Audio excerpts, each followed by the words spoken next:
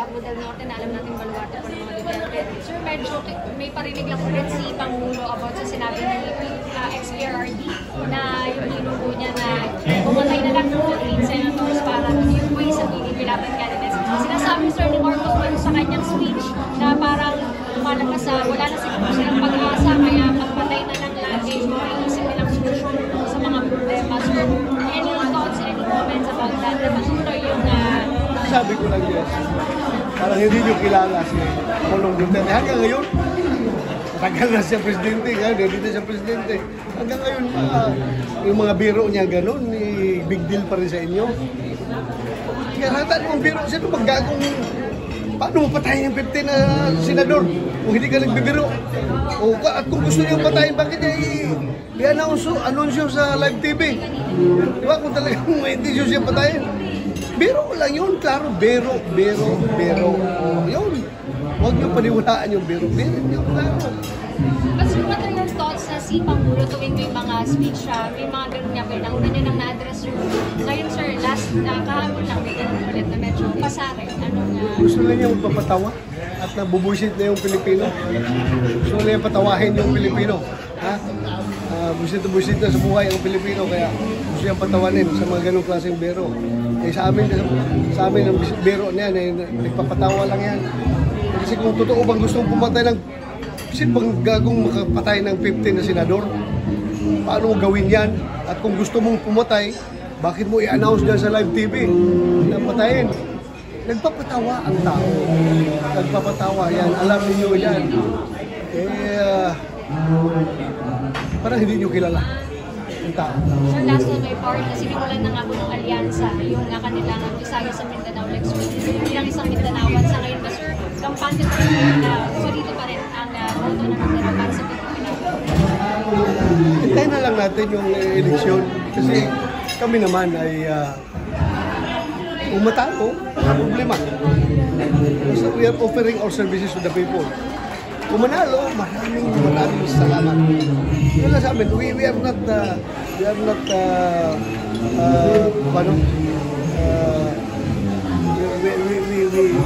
not capitalizing. Sabihin natin, malakas kami dyan, kaya namin yan. No, nothing is sure until May 12 elections. Hintayin na lang natin. Hindi muna tayo mag-yayabang ng gano'n-gano'n. Hintayin na lang natin. Sir, thank you so much. Siguruhin mo, maganda picture ko dyan. Sir, sige nga talaga. Post na lang maganda napakapangit na picture ko. Ang pambato ng Bisaya sa Senado, ang maagang himno sa maduming paggobyerno. Akin pong ipinakikilala sa inyo ang ating susunod na senador ng Pilipinas. Walang iba, mga Manileño, Senator Attorney J.D. Hinlo. Salamat po. Maayong ugto sa tanan nga Manileño. Ngayong ugto, ngayong adlaw, kay Boss Dada, ang representante ni Pastor Kibuloy, sa kay Attorney Jimmy Bondo, Senator Bato de la Rosa, at sa makasamahan natin, si Senator Bongo, Mr. Malasakit, kay Senator Philip Salvador, kailangan niyang umalis, may pupuntahan pa sila ni Senator Raul Lambino.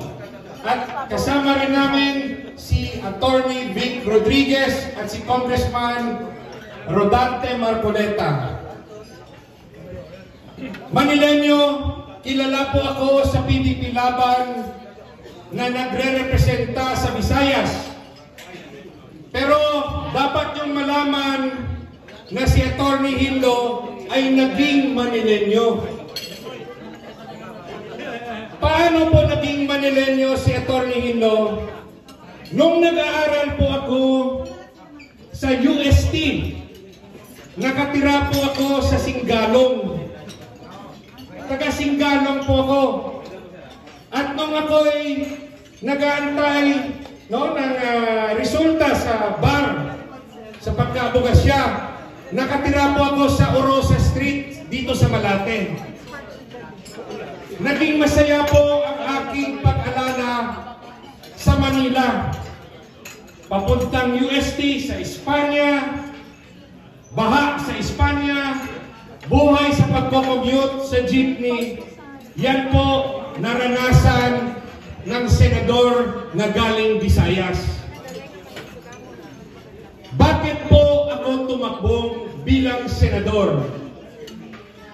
Kailangan po, sapagkat nakita ko po wala ng direksyon ang ating nasyon. Kayo na nasa barangay, alam niyo yun.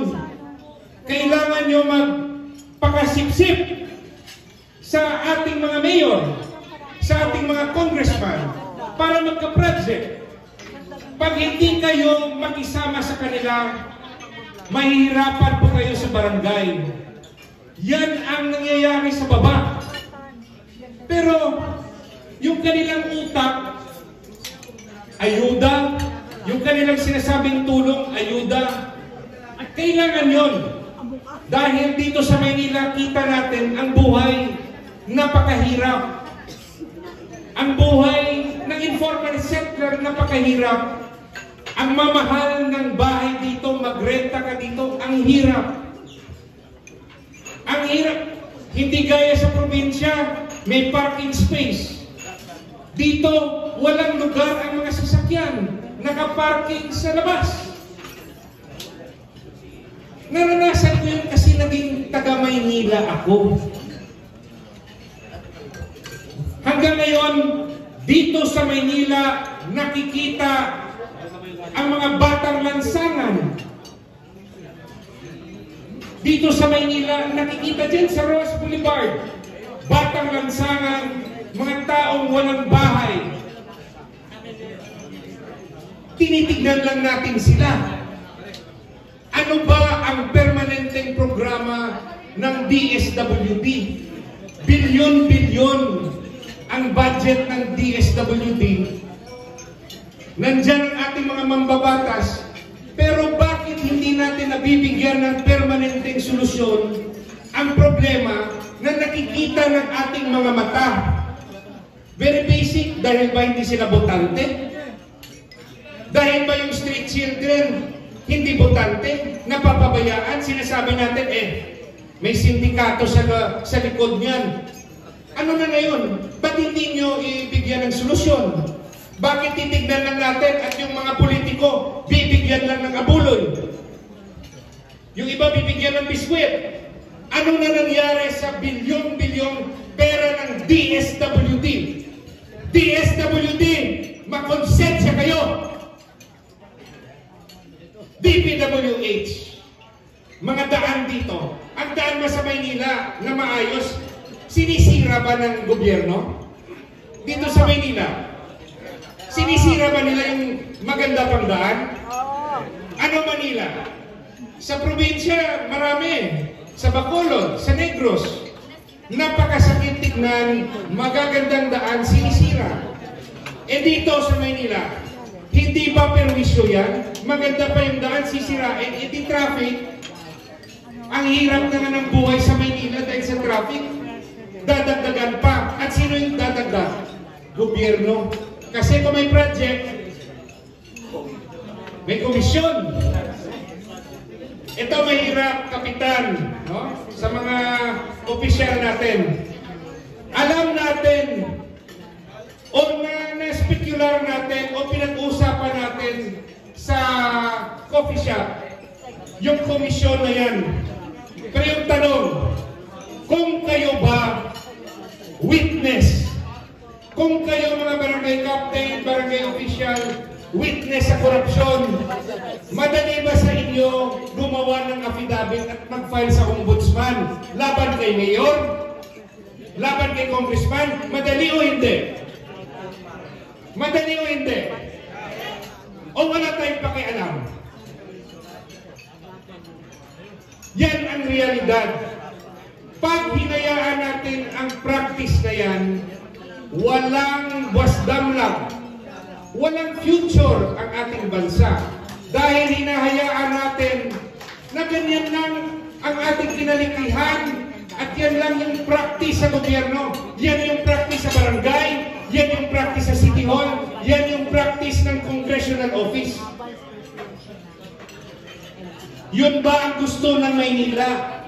Aantay na lang sa ayuda. Sa likod, sa mga kumakain sa likod, ano gusto nyo? Ayuda o programa? Ayuda o programa? Big, narinig ko, ayuda raw eh.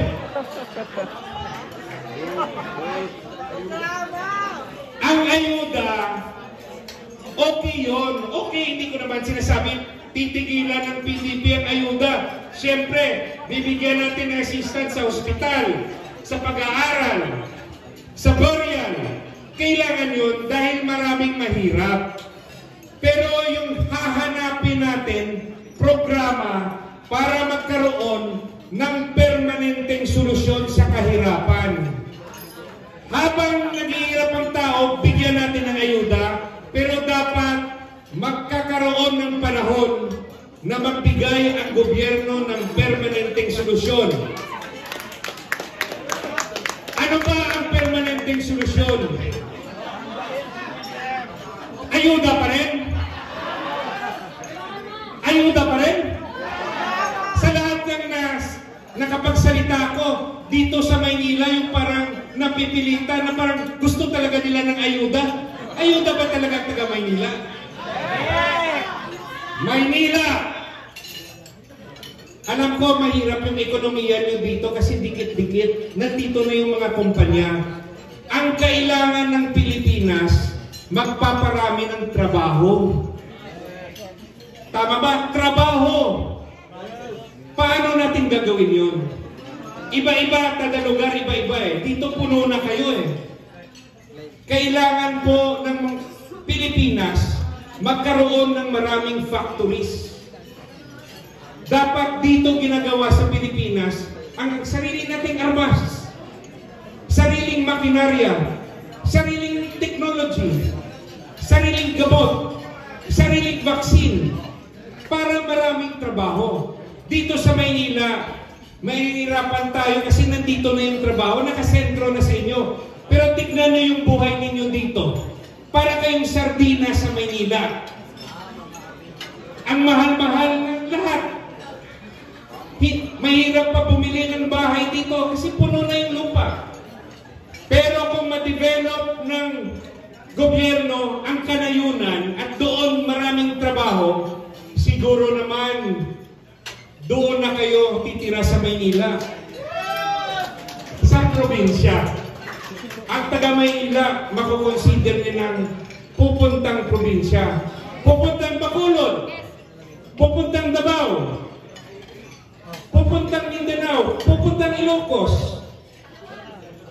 Masarap po ang buhay sa probinsya. Dito po, ang traffic. Ilang oras kayo sa traffic? Gusto niyo ba yung traffic? Peste ng traffic na yan. Kahit gaano karaming overpass yan, hindi masusolve ang traffic dito. Dahil puno na kayo dito sa Maynila.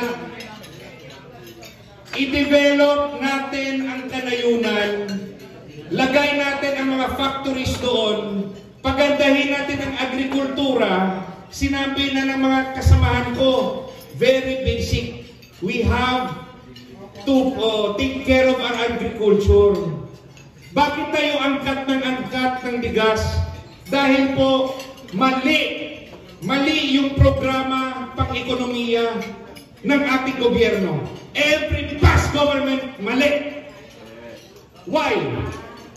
They depended on agrarian reform na parang magic solution, magic tablet, para raw yung mga magsasaka na mahirap makagraduar sa kahirapan. Pero itong tanong ko, I'm talking of everybody in the past government. No exception. Kung tama bang programa ng gobyerno, bakit ang magsasaka hanggang ngayon ang pinakamahirap na sektor?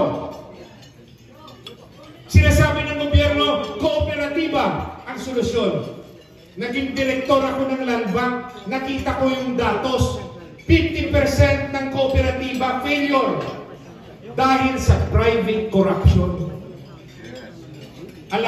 Akala nyo, Sa gobyerno lang korupsyon. Sa pribadong sektor may korupsyon. Bakit? Yung mga leader ng cooperative, hindi nila binabayaran ng utang sa bangko. Di foreclose, yung bankrupt. Pilipinas, dadalhin ni Atty. Hinlo ang permanenteng solusyon at hihingi ako ng tulong sa mga kasamahan ko sa PDP Laban. Sa agrikultura, ang solusyon, state-managed farming, state-managed fishing. Dahil failure na yung mga nakaraan na economic program. Failure. Kasi kung hindi failure, bakit kaya sabi ko pinakamahirap na sektor, magsasaka at mangingisda? Gobyerno dapat pumasok na sa negosyo ng agrikultura. Big farms at yung ibibigay na solusyon sa mahihirap na magsasaka at mangingisda, trabaho sa gobyerno na hindi na kailangan ng civil service examination. Trabaho! Pagsasaka naman yan, bakit mo papakuha ng civil service exam yan? Ipaglalaban ni Atty. Hinlo kasama ng mga senador ng PDP. Ang gobyerno, kesa sa ayuda, papasok sa negosyo ng agrikultura, lahat ng nakatiwangwang at hindi nagagamit na lupain na pagmamay-ari ng gobyerno, lagyan natin ng agribusiness, pagsasaka, warehouse, factories, rice mill, distribution hub, transportation. Di ang daming trabaho magagawa sa Pilipinas dahil palpak yung mga matatalino nating agriculture secretary. From the present to the past, hindi nila nasolve ang problema sa agrikultura ng Pilipinas. Palpak sila lahat.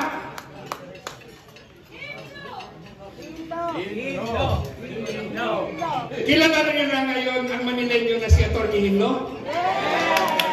Kanina hindi nyo kilala, di ba?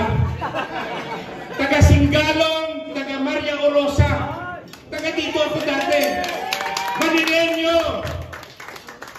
Ang kasama nyo na si Atty. Jesus Villanueva Hinlo Jr.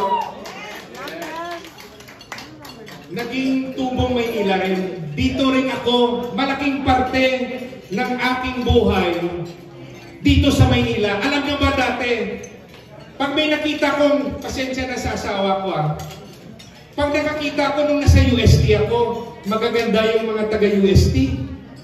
Magaganda. Kaso wala akong kotse. Wala akong sasakyan. Namatay yung tatay ko, bata pa lang ako eh. Sumasakay lang ako sa jeep. So hindi ako makapanggigaw kasi yung baon ko parang 20 pesos lang araw-araw eh. Sabi ng nanay ko, inoffer yung dinasal. Sabi ko wala tayong pera, UST tayo.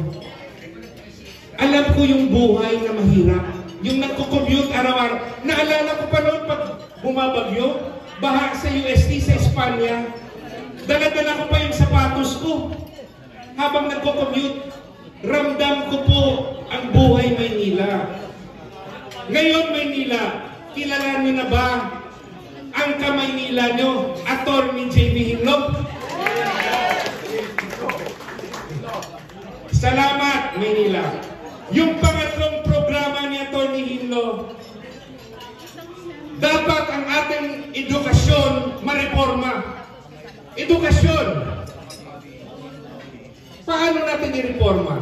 I-introduce natin ang subject Philippine Patriotism and Ethics Studies from grade 1 to college. Sa mga kaedad ko, naalala ko noon, GMRC, Good Manners and Right Conduct na subject. Bakit tinanggal ng gobyerno? Hindi ko maintindihan. Sa ngayon ba ang values ng kabataan magpayaman na lang? Yan ba ang success ng Manileño? Magpayaman? At yung iba, kahit nakita nila yung pamilya nila naghihirap, yung magulang nila naghihirap, iiwanan nila at hindi tutulungan. Yan ba ang gusto ng Manila? Manila, pera na lang ba ang utak ng kabataan ng Maynila? baguhin natin. Kailangan ituro natin sa ating kabataan ang right values. Grade 1, love of family. Grade 2, love of community. Grade 10, what is the importance of education and study techniques? Ituro rin natin human rights, the dangers of illegal drugs. Ituro rin natin what is the Philippine government structure. Ano ba trabaho ng gobernador, presidente, mayor, congressman? Ano ba trabaho ng congressman? Manila. Trabaho ba ng congressman gumawa ng batas o magbigay ng ayuda? Trabaho ba ng congressman gumawa ng batas o mag-impeach ng vice president? Gumawa ng batas! Maynila, gusto niyo bang ma-impeach si VP Sara? Hindi ko narinig. Maynila, gusto niyo bang matanggal bilang vice presidente si Inday Sara? Pag gusto niyong labanan ang gusto ng mga mambabatas, dapat po lahat ng PDP laban na senador ipanalo ninyo. Lahat. Bakit lahat? Para po ma-convict si VP Sara, kailangan nila ng 2/3 vote sa Senado. 2/3. They need 9 votes. Kami ngayon, yung mga kandidato ng PDP, 9 na kami. 9. Sumali sa amin si Atty. Vic Rodriguez, yung kaibigan ko. 9 na kami. Lahat kami dapat makapasok. Para pag nakapasok yung lahat ng PDP laban, vote straight kayo, huwag nyo nang dagdagan ang 10, 11, 12. Hanggang 9 lang, puno ng PDP laban, huwag na kayong bumoto 10, 11, 12, makadagdag pa yan sa kabila. Naiintindihan ba natin, Maynila? Kung gusto nyo maging presidente na manggagaling sa PDP laban sa 2028, i-secure nyo ang Senado. Lahat kami dapat manalo. Kaya ba? Naririnig nyo na ba ang pangalan Jimmy Bondok? Yes! Ayong sa likod, hindi nila kilala si Jimmy Bondok. Kaya kakilala nyo na ba si Jimmy Bondok sa likod? Yes! Raul Lambino? Yes! Pastor Kibuloy? Philip Salvador. Yes! Yung mga sikat namin, Senator Bongo, alam namin mananalo na yan eh. Senator Bato, mananalo na rin yan eh. Pero siguraduhin natin, tulungan natin. Philip Salvador, lahat kami. Vic Rodriguez, kailangan namin ng asim. Kaya si Congressman Marcoleta at si Vic Rodriguez, talagang ipasok natin sa 9. Okay ba, Maynila? Bago ako umalis, bilisan ko lang yung iba kong advokasya. OFW, hindi kayo pababayaan ni Senator Hinlo. OFWs. Ilalabi ko sa mga kasamahan ko sa PDP laban at kahit sa kalaban ng mga senador na mabigyan kayo ng retirement and pension program. OFWs, salamat sa tulong nyo sa bansa. Pag-aralan natin na magkaroon kayo ng retirement and pension program. Sa mga nagmamahal sa mga hayop, magkakaroon tayo ng Philippine Dog and Cat Sanctuary Law. Dapat yung mga stray dogs and cat alagaan ng LGUs, lagyan ng bakuna, gamutin, pakainin, at huwag patayin. Iano lang, ikakapon para hindi lang makapanganak. Para yan sa mga animal welfare na tayo nagmamahal sa ating hayupan. DPWH, maghanda kayo. Babantayan ng PDP laban yung inyong gawain na magandang mga gandang kalsada, sinisira ninyo. Mag-usap ulit tayo, aayusin natin. Hindi kami kalaban, kakampi kami ng Pilipinas. Pag-usapan natin nga kung paano natin gastusin ang pondo ng DPWH na hindi mawi-waste. Hindi yung gastusan tayo ng gastos. walang plano. DSWD, humanda kayo. Si Atty. Ino at hihingi ako ng tulong sa mga kapwa ko senador. Bibigyan natin ng permanenteng solusyon ang street children at yung mga street dwellers, yung mga hindi nakakaboto pero nakakasama ng damdamin na kaya natin magpayaman, pero yung nandyan sa labas ng kotse natin, dinadaan-daanan lang natin, wala tayong magawa, wala tayong ginagawa. DSWD, mahiya naman kayo. Gawa niyo ng permanenteng solusyon yan. Kahit hindi sila botante. Maynila, nagpapasalamat po sa imbitasyon ninyo, kayong mga opisyal ng Maynila, ang nag-iisang senador ng Visayas, na dati, naging taga Maynila, hindi nakapag-asawa ng Manileño dahil walang pera noon. Wala akong kotse eh. Mahirap manligaw noon. Yung mga nakaka-girlfriend, yung may mga kotse. No? Kasi mag-date kayo eh, sasakay lang kayo sa jeep. Maynila, kaibigan niyo po ako. Tutulungan ko po ang mga advokasya ng aking mga kasamahan. Magkaisa po ang PDP Laban at Team Duterte. Magkakaroon po tayo ng 9 senators galing PDP Laban. Salamat po! Salamat, Maynila!